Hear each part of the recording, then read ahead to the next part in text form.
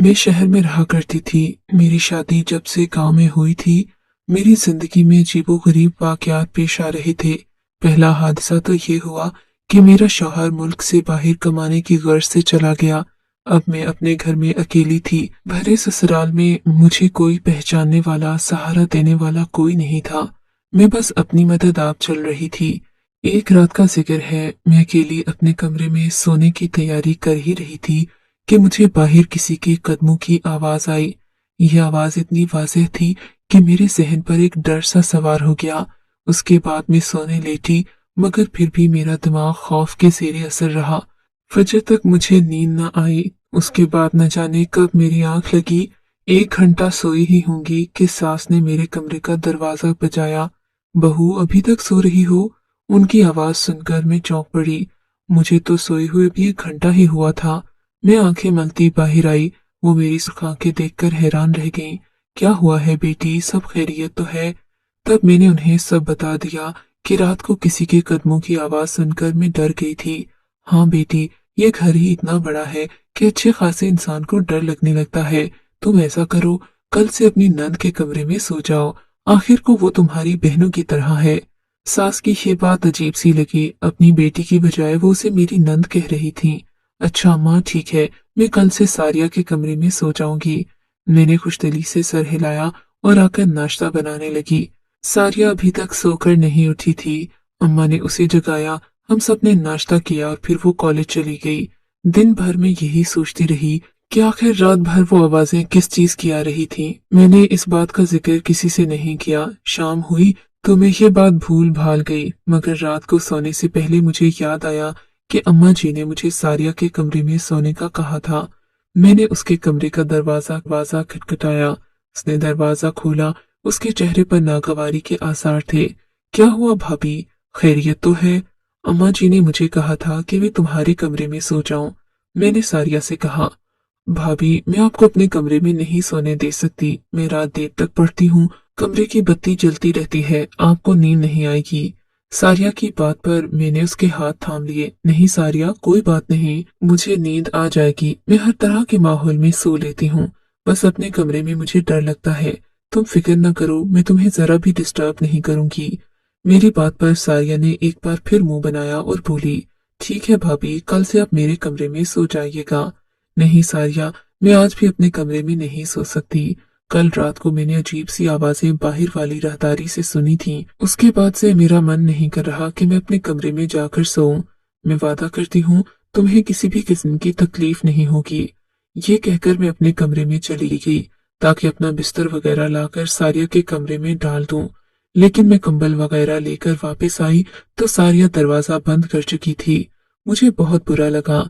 मैं अपने कमरे में जाकर सो गई, मगर रात भर वही होता रहा। अजीब सी आवाजों ने मेरा दिल दहला कर रख दिया।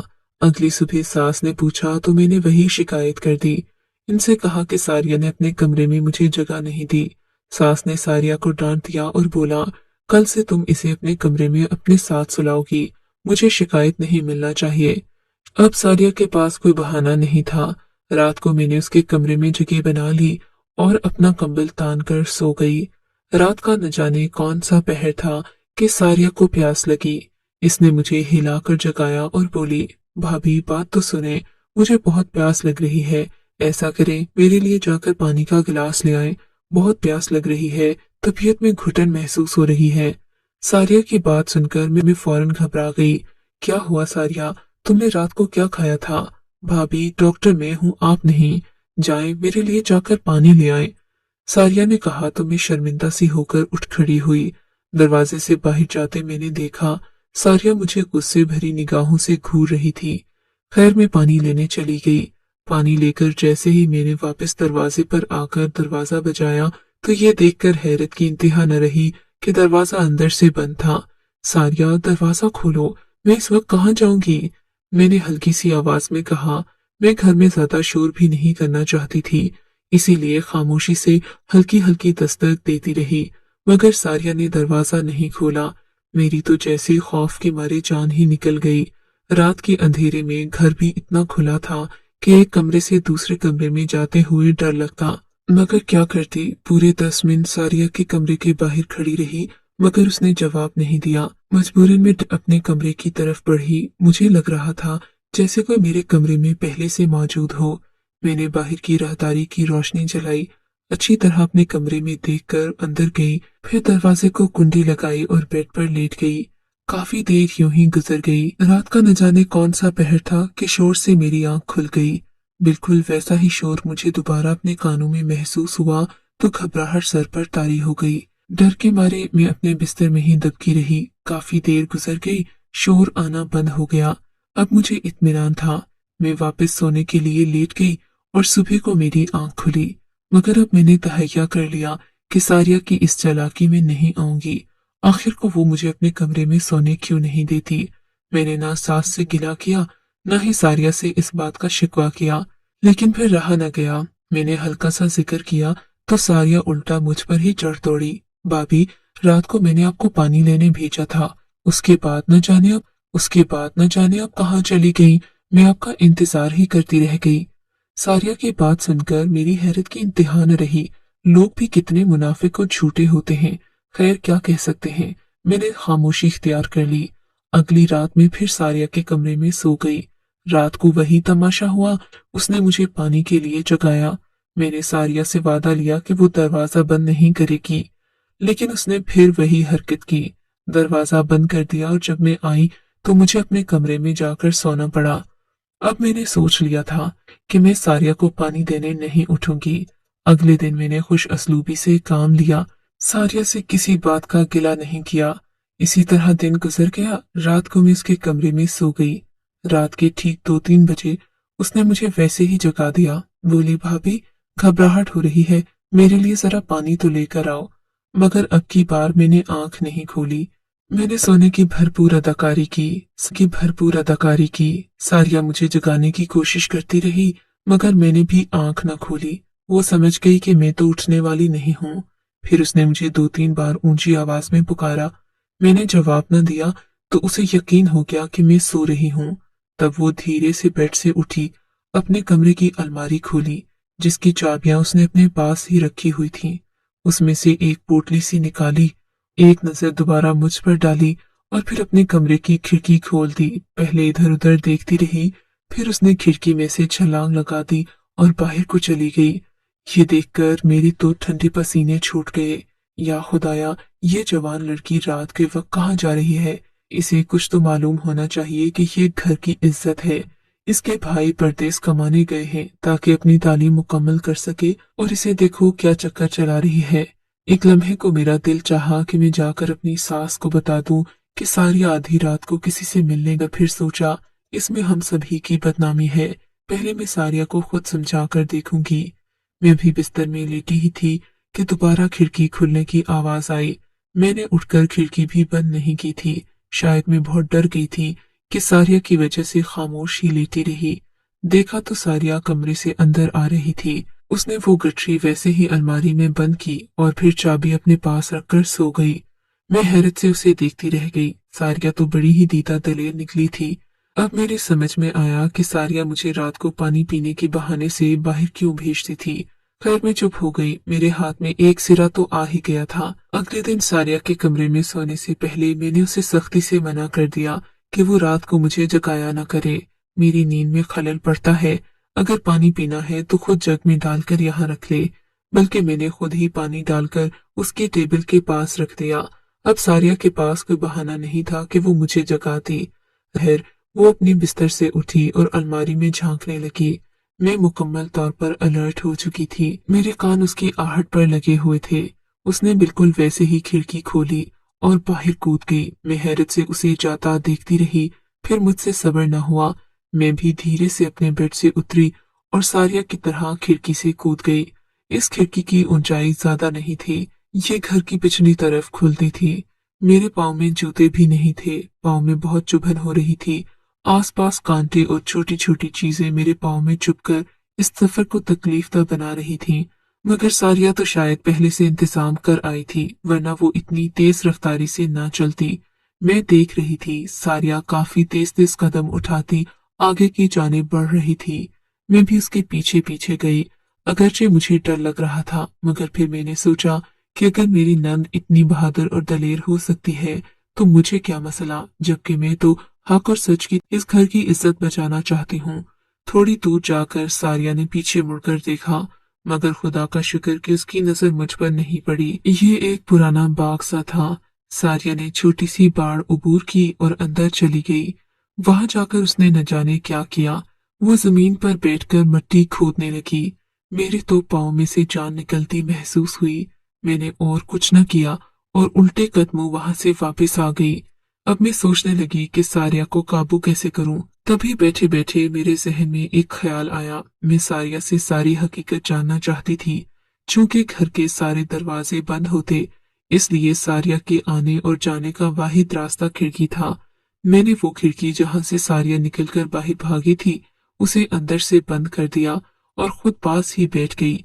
मैं सारिया के आने का इंतजार कर रही थी। तकरीबन 1-2 घंटे बाद मुझे सारिया के आने की आहट हुई। मैं चौकन्नी होकर बैठ गई। सारिया ने हल्की से खिड़की खोलने की कोशिश की, मगर खिड़की अंदर से बंद थी।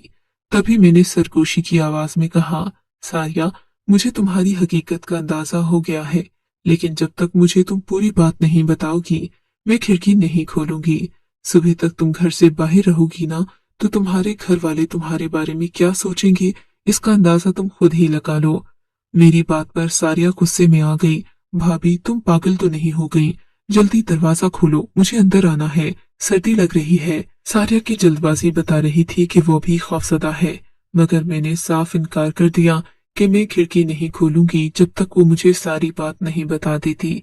भाभी, तुम एक बार खिड़की खोलो, अंदर आकर तुम्हें सारी बात बताती हूँ। अब वो मेरी मिन्नतें करने लगी। फिर मैंने उससे कसम ली कि वो मुझे सारी बात सच सच बताएगी। तब मैंने खिड़की खोल दी। वो बुड़बुड़ाती हुई खिड़की से अंदर दाखिल हुई और मुझे गुस्से से देखने लगी। भाभी, खुदा का खौफ करो, तुम मुझ पर शक करोगी। मैं 5 वक्त की नमाज पढ़ती हूँ। मुझे अपने भाइयों की कमाई का एहसास है। मैं कोई गलत काम करने नहीं गई थी। ये कहते हुए सारिया अलमारी की तरफ बढ़ी और वही गठरी वहां रखने लगी। मैंने गठरी उसके हाथ से ले ली। तो मुझे सारी बात बताओ, जैसा कि तुमने वादा किया था, वरना मैं अम्मा जान को सब बता दूंगी। मेरी धमकी पर वो डर गई। अच्छा भाभी बैठो, मैं तुम्हें सब बताती हूँ।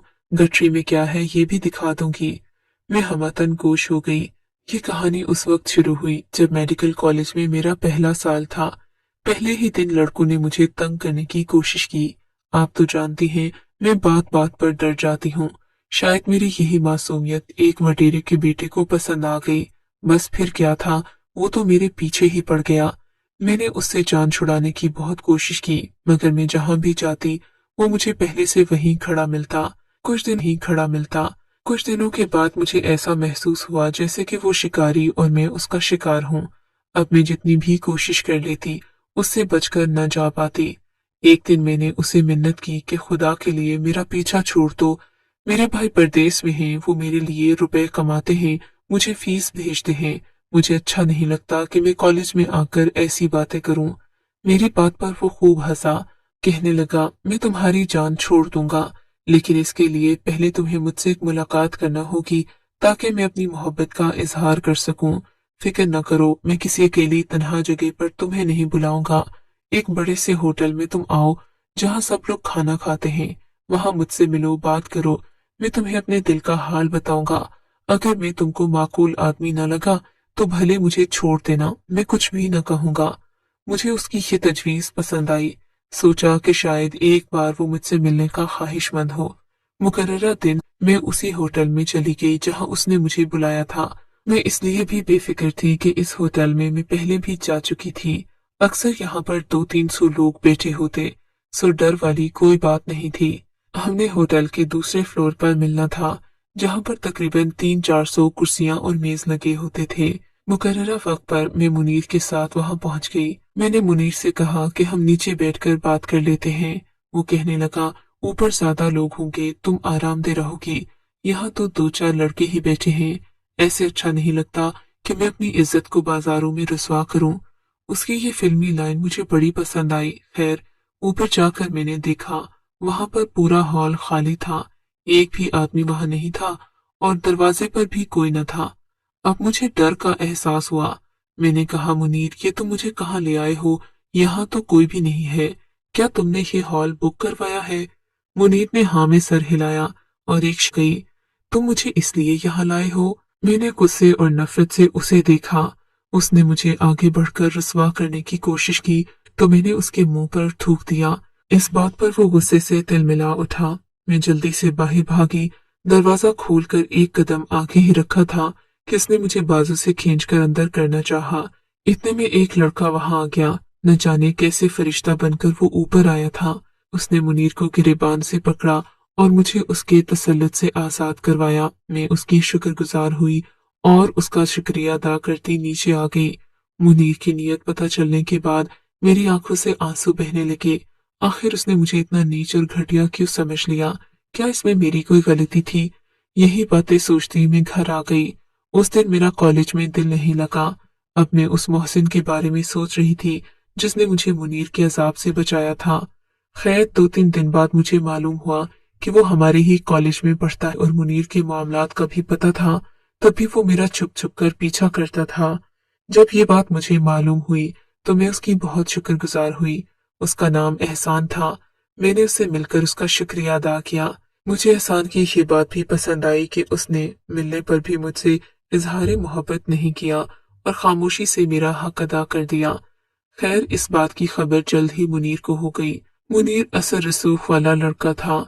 उसने अपने असर रसूख को इस्तेमाल करते हुए एहसान को नुकसान पहुंचाना शुरू कर दिया। उसके बस में होता तो वो उसकी जान ले लेता, मगर वो ऐसा नहीं कर सका। यहाँ तक कि हमारा आखिरी साल आ गया। अब मुनीर ने अपनी कमीनगी दिखाना शुरू कर दी। पूरे साल की मेहनत का अजर हमें मिलना था। जब हमारे एक प्रोफेसर ने एहसान को एक ऐसा तजर्बा करने को दे दिया जिसे हमारे लिए करना मुश्किल ही नहीं नामुमकिन था। मुनीर ने अपने असर रसूख से ऐसा जाल बिछाया कि एहसान कम अज कम इस रसूख से ऐसा जाल बिछाया कि एहसान कम अज कम इस तजर्बे में फेल हो जाए और उसे प्रोफेसर के सामने जिल्लत उठाना पड़े।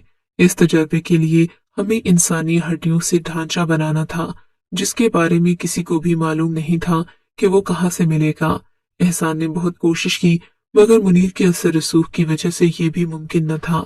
कॉलेज के आसपास उसकी जान पहचान बहुत थी, इसलिए एहसान को हर बार नाकामी का मुंह देखना पड़ा। ऐसे में मैंने उसका साथ देने की ठान ली क्योंकि उसने ऐसे वक्त पर मेरी मदद की थी जब मैं बिल्कुल बेबस थी। तब मैंने पुरानी कब्रों की तलाश शुरू कर दी। मुझे किसी ने बताया था कि यहाँ पास ही जो बाग है वो जिन्नों भूतों के हवाले से मशहूर भी है और वहां पर इंसानी ढांचे अक्सर पड़े नजर आते हैं। इस बात ने मुझे हिम्मत दी। तभी मैं दिन को तो ये काम नहीं कर सकती थी क्योंकि ये जगह भी कॉलेज के पास है। मुनीर की नजर पड़ती तो वो मेरे लिए अलग मुश्किल खड़ी कर देता। इसीलिए मैंने सोचा कि अंधेरे में करूं। मैं दिन को जगह का तयन कर लेती और रात को वहां जाती। आज कुछ आखिरी चीजें रह गई थीं जो मुझे मुकम्मल करनी थीं। ये देखो, अब सब कुछ पूरा हो गया है। उसने खुशी से अपनी गठरी खोलकर मुझे दिखाई तो मैं हैरान रह गई। मैंने उसे सोने का कह दिया और खुद अपने बिस्तर पर आकर लेट गई। वादा किया कि ये बात किसी को नहीं बताऊंगी। मेरी नंद की पढ़ाई मुकम्मल होने के बाद मैंने अपनी कोशिशों से उसकी शादी एहसान से करवा दी क्योंकि सच है कि जो लोग एक दूसरे से सच्ची मोहब्बत करते हों उनके दरमियान नहीं आना चाहिए। इस सब में मुनीर की पूरी कोशिश रही कि वो सारिया को अपना बना ले, मगर सारिया ने भरपूर मज़ाहिमत की और एहसान से शादी करके दम लिया। मुझे इस बात की खुशी है कि सारिया और एहसान को मिलाने में कुछ न कुछ हाथ मेरा भी है। अल्लाह मेरी नंद को हमेशा खुश रखे।